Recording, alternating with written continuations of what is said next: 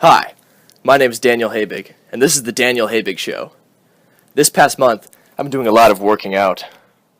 Oh, the camera's not focusing. Let me fix that. Sorry about that. Now that we're back in focus, I'm Daniel Habig, this is my show, and I will go outside when Final Project is over. Speaking of Final Project, we did a lot of stuff this month, and I have so much to show you. But before I get to that, I want to do a shout out to all you people in Avon High School. I got to see your video. Holy crap! That was awesome!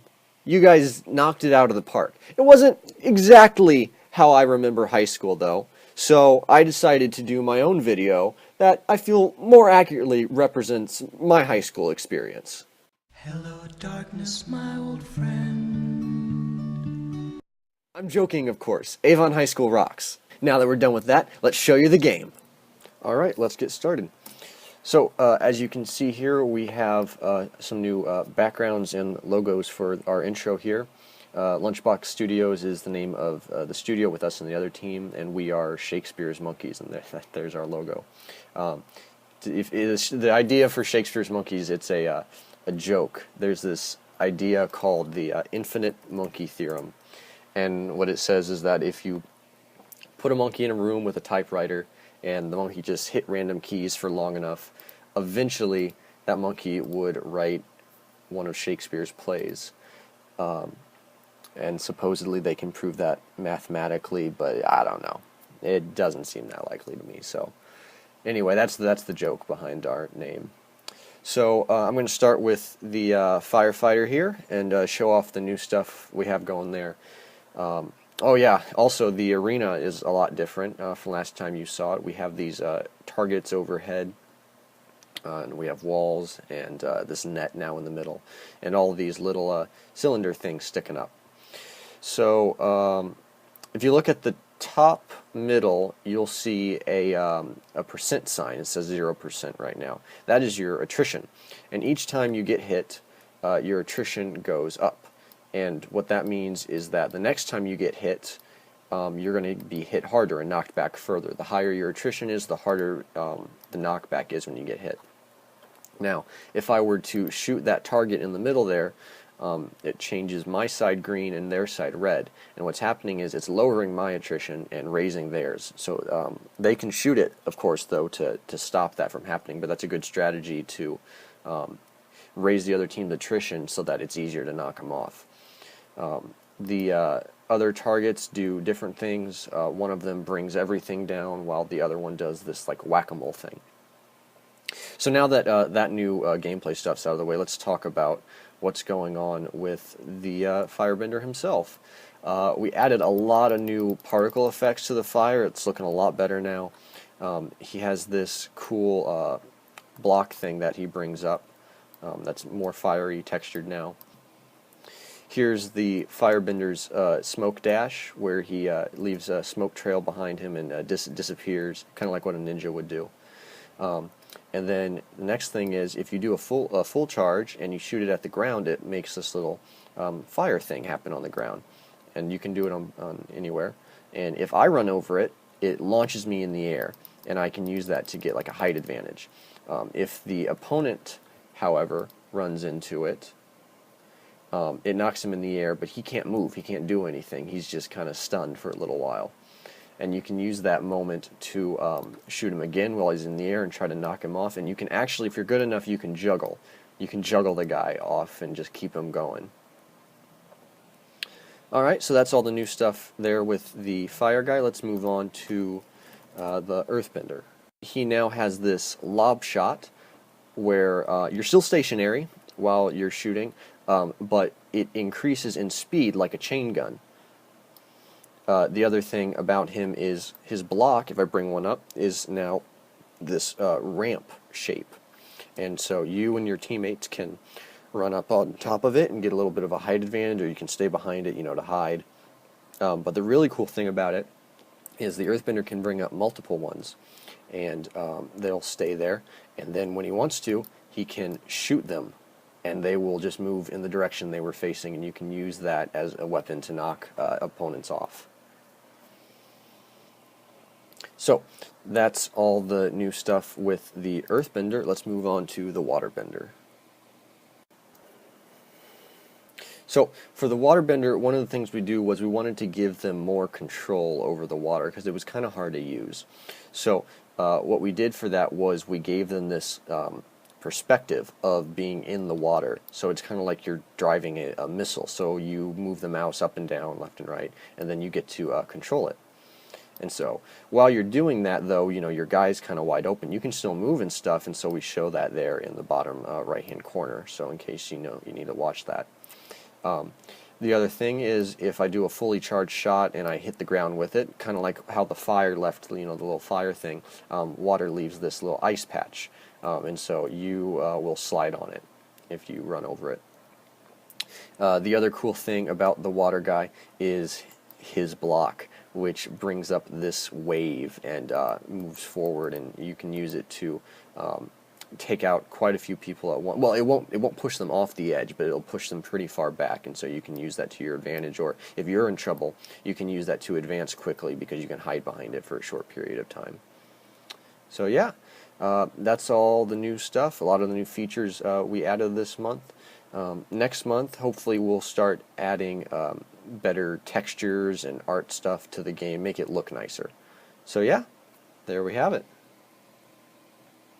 For those of you who are curious, we did in fact pass this month. Yay! So now all we have is 2 months left to go, and then I am done with college. Wow. I'm going to have to find a job. Speaking of jobs, I have already begun interviewing, and it is very likely that by the time I leave Full Sail, I will already know where I am going. So I will be sure to keep all of you informed when I make that decision. Now that all that's out of the way, let's move on to my media recommendations for this month. To start us off, I have a little story for you. While I was at GDC, I worked a session called Doing It on the Table. It was a celebration of tabletop and board games. And while I was there, I fell in love with a board game called Quantum. Quantum exhibits many of the qualities of games that I love and strive for in my own design. It is a very elegant game, and that's one of the reasons why I love it so much. Unfortunately, it's not out yet, but you can pre-order it, and you should. And it has a trailer. How many board games do you know have trailers? Yeah. When it comes to popular pieces of media, I tend to steer clear of them. The idea of a hype train, choo-choo, just doesn't entice me. I believe that if something is truly worthy of hype and recognition, then it'll stick around long enough for me to take notice of it. So, when I heard about this particular anime, whose hype was so unbelievably high that no other currently airing anime could compare, I was immediately skeptical of it. Boy, was I in for a surprise.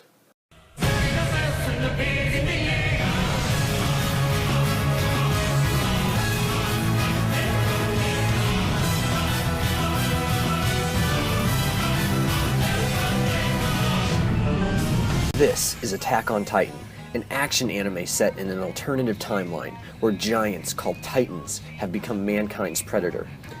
Forced to retreat behind 3 massive walls, humanity's only viable method of fighting off the Titans is through the use of 3D maneuver gear, a device allowing the user to zip across cities like Spider-Man and take down the Titans using their dual swords.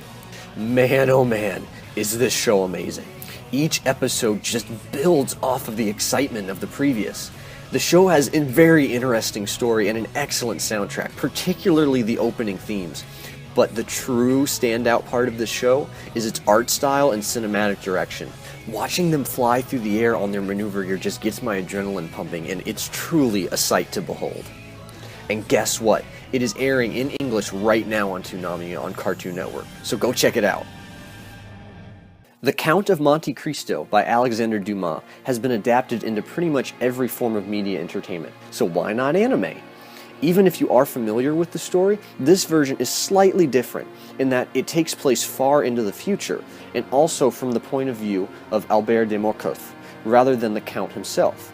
The art style is very, very unique, with this carpet-like tapestry being placed on all clothing, walls, and other objects. It takes a little bit of getting used to, but is actually quite beautiful.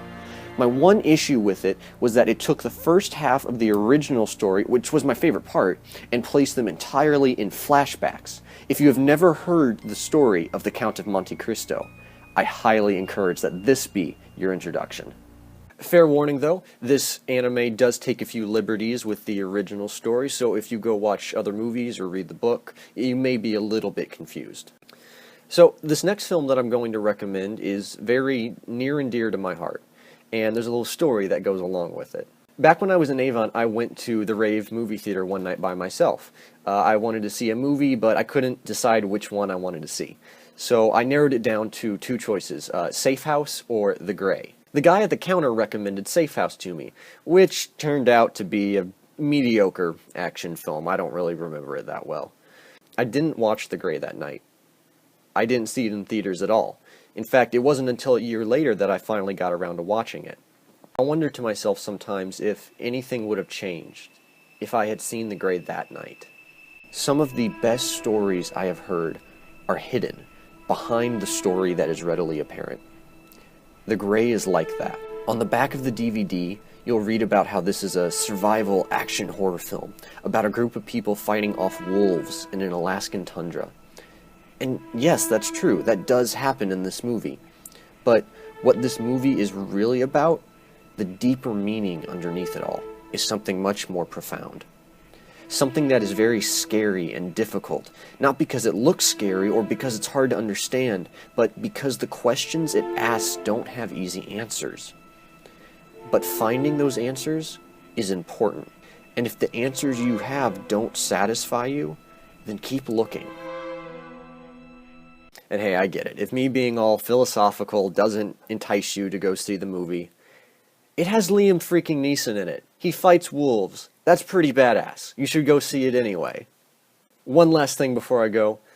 Welcome to the Black Parade by My Chemical Romance is one hell of an album. I've listened to it 3 or 4 times this past month. Go listen to it. Oh man. Oh man. It's so good.